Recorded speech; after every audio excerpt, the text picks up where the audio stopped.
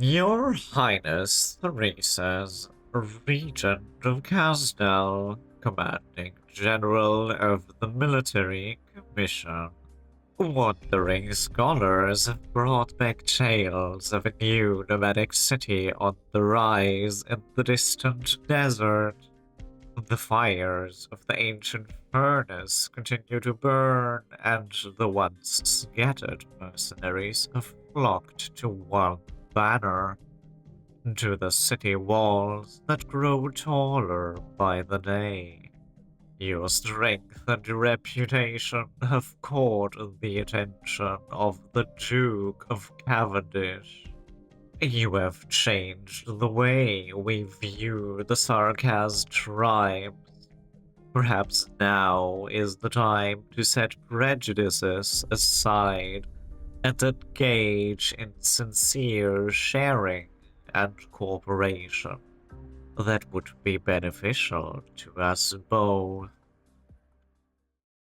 I, the Duke of Cavendish, hereby invite you to visit my domain, where we may sit and parley. Our venerable empire has use for you and your brave warriors.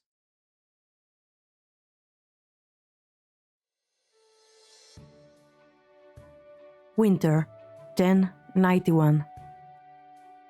One more time. I have to do this. No point talking about curing Aripathy if I can't do something so simple.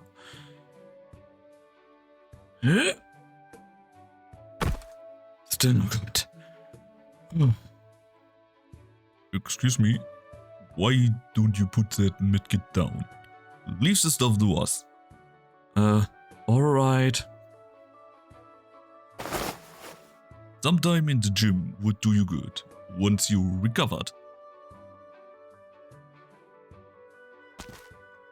At present, there is no way for you to match the physical prowess of a Terran to training. Your talents are better employed outside of manual labor. I know. It's just that, I have my pride too. You looked on edge since that day. I'm thinking about Theresa. Traveling alone to a city under enemy control isn't the most logical course of action for a leader. The warriors with her may be outstanding, but they're not enough to protect her in the face of an entire army. The King of Sarkaz enjoys an unmatchable status in Sarkaz tradition, and Theresa's won achievements are well recognized. The military commission will not out rashly, but Victoria's invitation to Casdal cannot be taken as a sign of goodwill. It means that Terra's power once again set their sights on Casdal. Theresa needs to go to Casdal and make it clear that she will not permit Casdal to become embroiled in another war. Even if I know how the military commission in Babel came into being, in my understanding, the Sarkaz can hardly afford an internal conflict that could drain them of what little resources they have left. They have enough to deal with as it is. They have complicated history, and that brings different attitudes to outsiders. The Sarkaz people have a right to choose the path they believe is correct. Theresa's, or Theresa's. Looks like we've got a lot to deal with besides Aripathy. There's a big difference between knowing and understanding, I guess. Looks like there's much I still need to learn about the history of Terra. This time, you will be the one to guide me, Kalsid. Of course. All we can do right now is to make sure that the Aripathy patients at Rhodes Island have access to proper treatment. What's going on? An attack. Now? What is Her Highness has set out? Listen up. We exalt only Her Highness. Destroy Babel, and she will return to the embrace of Casdal. If we're brand traitors, so be it. But the region must not be hindered at this crucial juncture. Casdal will take back all that we have lost. May the Sarkaz be united, as Her Highness wills.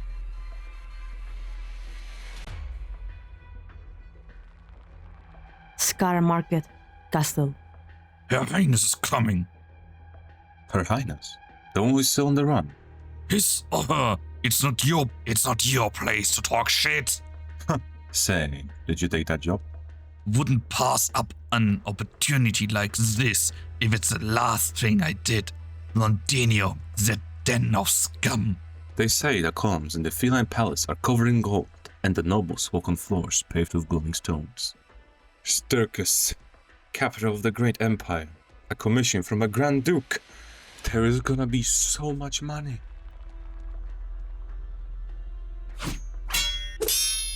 It's been a while, Ascalon. It's been so long since you last visited. Why not sit down and catch up for a bit? You're sending mercenaries to Londinium. Now. I must object to that accusation.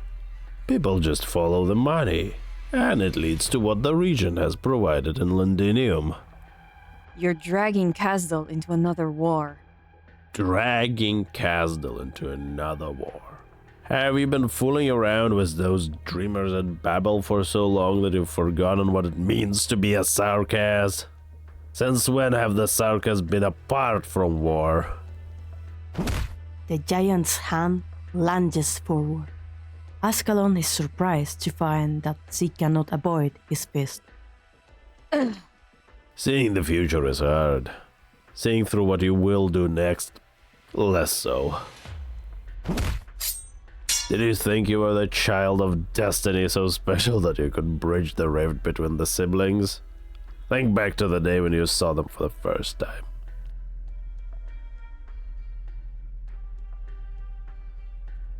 When you skinned that young mangler and followed the trail of blood through the wilderness until you walked up into a storm and met the king of Sarkaz. How did you? How did I know? Are you surprised, Ascalon? I saw the prophecy and led the tribe to the waste and to the storm that day was game. You happened to be the one who lived. No one truly understands prophecy. No one can interfere with the future, but I wanted to catch the tail of fate. I wanted to make prophecy. Theresis didn't kill you. Instead, he kept you and raised you. Maybe he wanted to tempt fate, but you never changed in all these years. You're still that poor lost child in the wastes. Have patience, Ascalon. You're not a threat to me yet, and I have higher hopes for you than this. Master said your blade points at all the enemies of the Sarkaz. Theresis raised you to be a deathmonger, yet you understand less about him than a warmonger like me. Do you think Theresis would be content to be some puppet for those dukes? Spare your breath if you don't know the full extent of his plan. I'm curious, how would you stand before Thesis if he was sitting in the room behind me right now? You're simply repeating the words of others on behalf of the one behind you. You seem to have put a lot of thought into this war.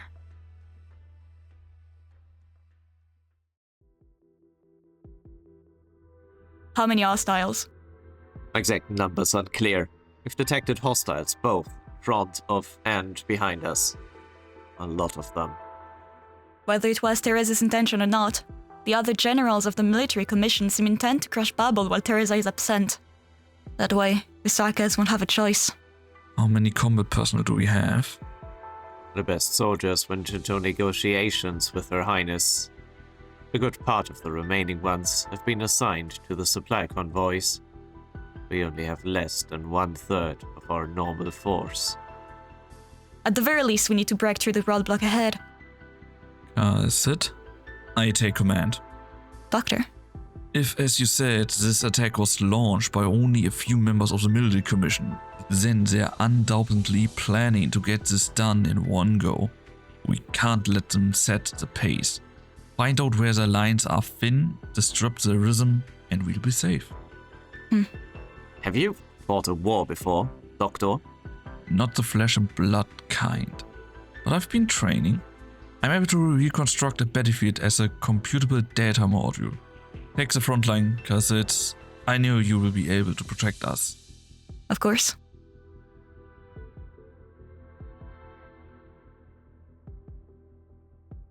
Welcome to the Scar Market, Your Highness. Things must be busy here lately. No need going against the will of the many, am I right, Your Highness? The voices of the few are worth respecting, too. Many know nothing of what's happening in the lands beyond. Their lives will be turned upside down. They'll be without a home once again. I'm just a humble merchant. My business only stretches so far. Mercenaries seek to sell their lives. I seek to make money.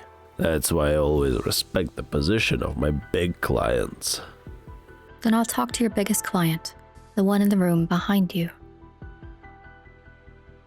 Your Highness should go no further. Since when have you started meddling in the affairs of Khasdal, Scar-Eye? All the more reason I can't let you go further. Well, Please don't make things difficult for Scar-Eye, Your Highness. You understand that there's only one way this could go.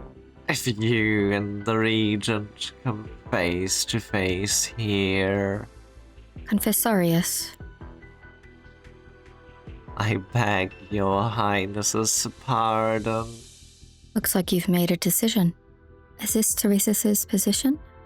It is. He has decided to abandon our city? Not abandon. Take a step forward.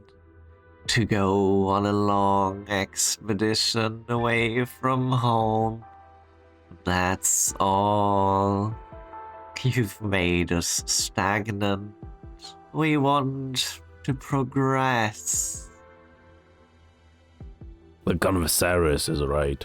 I still remember when you and General Theresis came here for the first time. Even fate itself stepped aside for the two of you when you stood together. But look at the people here now when Khasdal is divided. You can still command any Sarkaz to your will as their king. You could kill all of us who stand here right now. But why not ask them if they're still willing to follow your dream? The bustling Scar Market has lost its usual commodium. Scattered mercenaries stow their weapons and stand with heads bowed in reverence. In their eyes is silence. But the king of Sarkaz heard the voices of their hearts clearly. Uncertainty, excitement, desire, anger. Most of you have made up your minds. Then there is no point for me to try to stop you.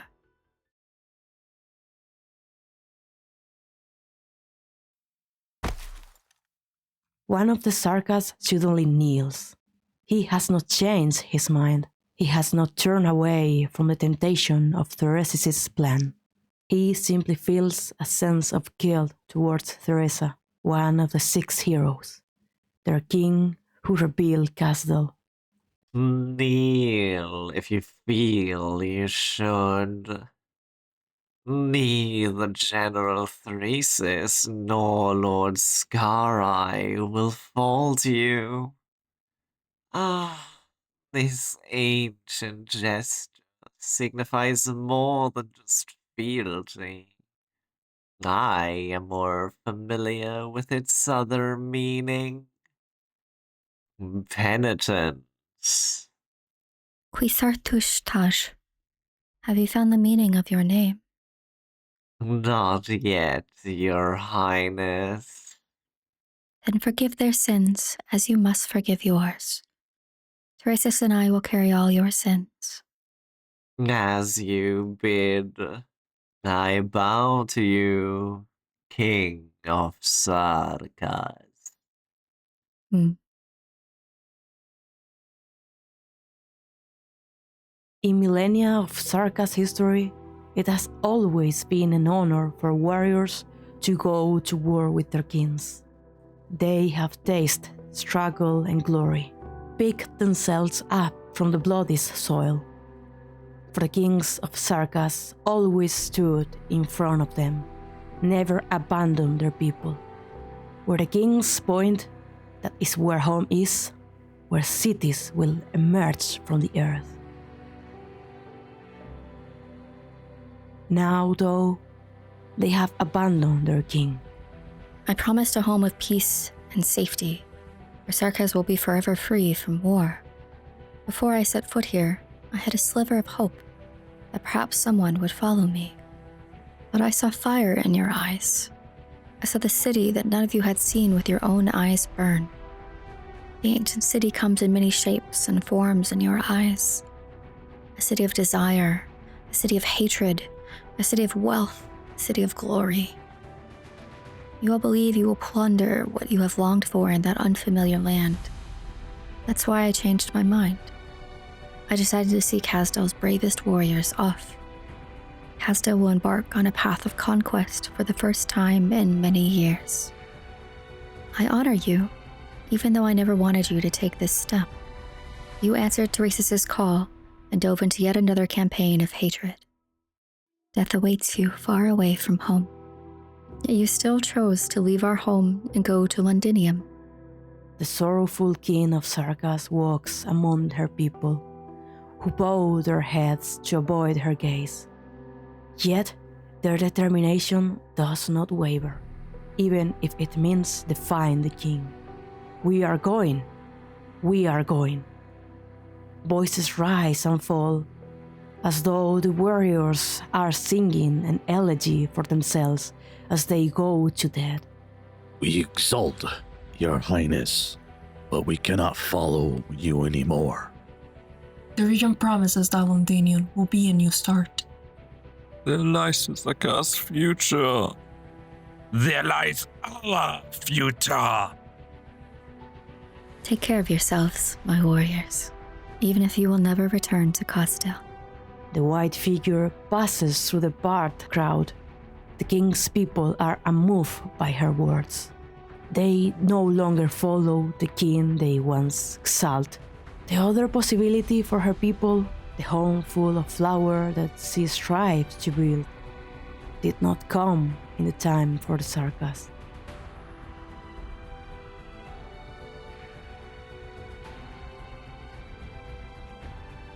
General, you knew this day would come. What do you think? Hesitate and all we've worked for will be for naught. Her Highness did not hesitate, neither should we. Make your preparations, then, Manfred. Do not forget the feelings that burn within you, here and now, no matter what they are.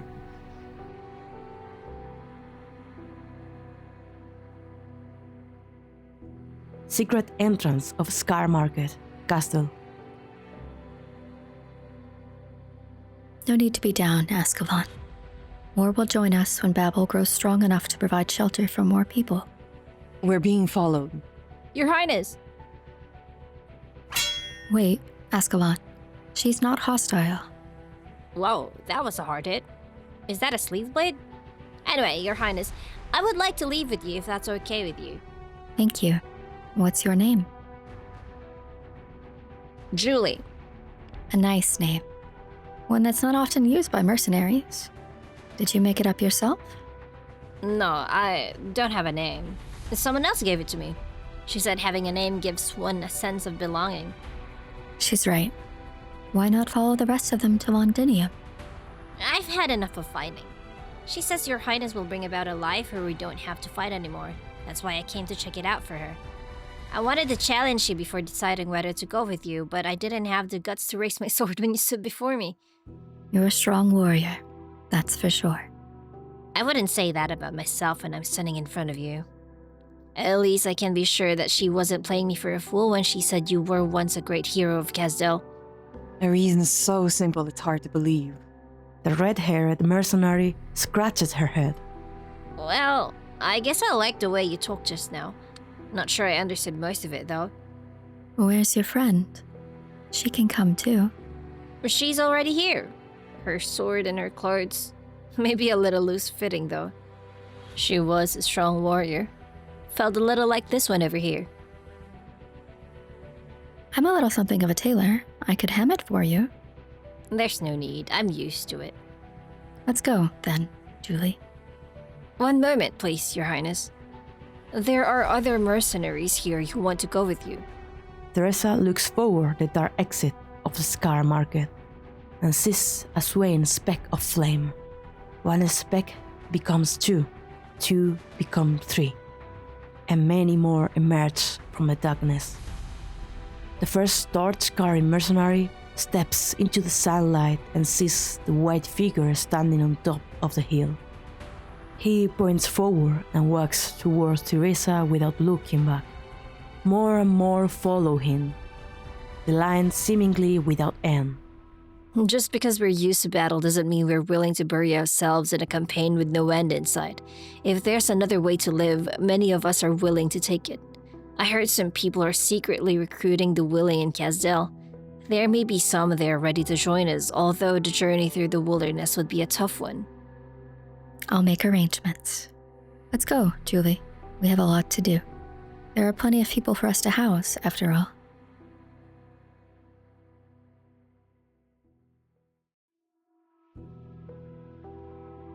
You back? They retreated. Stunning work, Doctor. Ooh. A group of medics hurry through the corridor, carrying several stretchers. Calcit turns to block them from the doctor's side. The enemy was essentially making suicide attacks. It was inevitable that there would be casualties as we broke through. We lost fewer than we had any right to expect. How many did we lose? There was nothing wrong with how you commanded the operation. You don't need to be involved in the cleanup. Dr. Calcit, we're running low on plasma. I'll deal with coordination and surgery. Well, The medics have already gone. The doctor is not sure whether the terrifying scene just now was a figment of the imagination, but the smell of blood simply would not go away. A sense of dizziness. I'm able to reconstruct the battlefield as a computable data module. But it's not numbers that fight a war. Living, breathing people are fighting for their survival. How long has it been since I... Doctor? First time seeing the blood and gore? You could say that. We didn't have so many lives to waste in the wars I fought in the past. Treat yourself to a sweet drink. It'll make you feel better. I speak from experience. It's all thanks to your command that we were able to triumph against overwhelming odds. Are your battles always like this? No, this was one of the easy ones. I'll gladly entrust my life to you if it means our future battles will be so easy. Is war really the only way? You're not the first to ask that question, but this attack is only a sign of things to come. No one knows what the future holds. I have great expectations of you, our tactical genius. The history books would record that the two Sarkaz rulers declared war on each other in the winter of 1091, causing open hostilities to break out between the military commission and Babel. For the Sarkaz themselves, however, the civil war had begun in 1086, when isolated conflicts started to escalate rapidly. The 2 centuries of peace that Castle had enjoyed have come to an end.